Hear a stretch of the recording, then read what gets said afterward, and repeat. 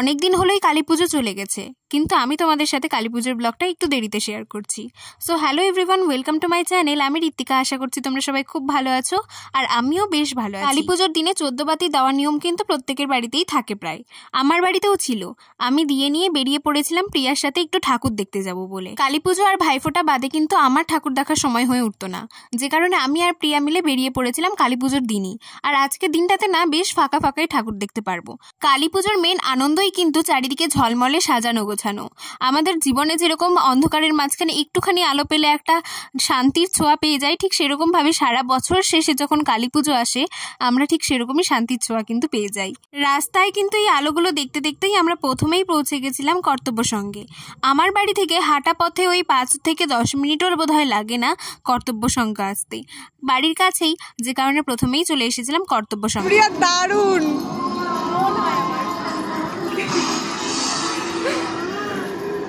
কর্তব্য সঙ্গ থেকে বেরিয়ে কিন্তু আমরা প্রথমেই চলে গেছিলাম বাজি কিনতে। আমার বাড়িতে যেহেতু আমি শুধু একাই, আমার কোনো ভাই বোন নেই, আমার মা বাবার খুশি যেহেতু আমার সাথে জড়িত, সে কারণে আমাকে আজকে বাজিটা ফাটাতেই হতো, না হলে তাদের মন খারাপ হয়ে যেত।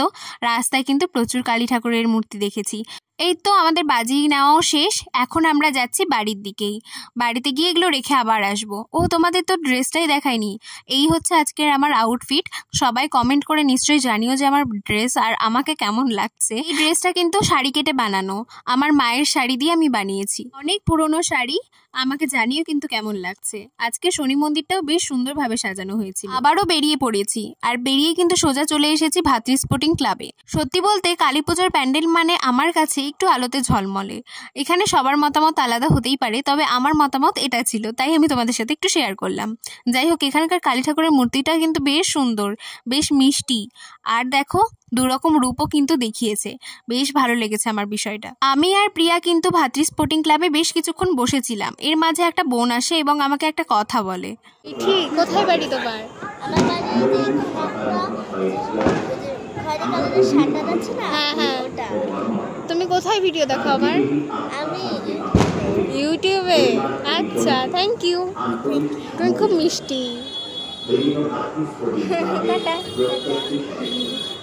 ও যেমন মিষ্টি, ওর কথাগুলোও তেমন মিষ্টি। এরকম কমপ্লিমেন্ট পেলে কার না ভালো লাগে বলো তো? আমার তো বেশ ভালো লেগেছে।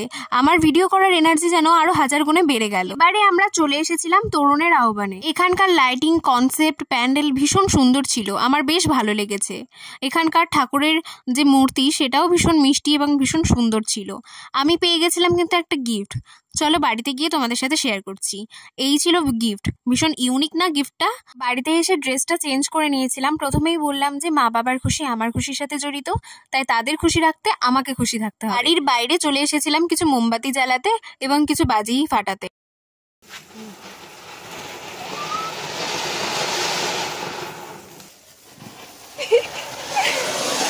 এরম দুজনে বেশ মজা করতে করতে দিনটাকে কাটালাম। So that's it for today. Next ব্লগে দেখা হচ্ছে, ততক্ষণের জন্য সবাইকে টাটা।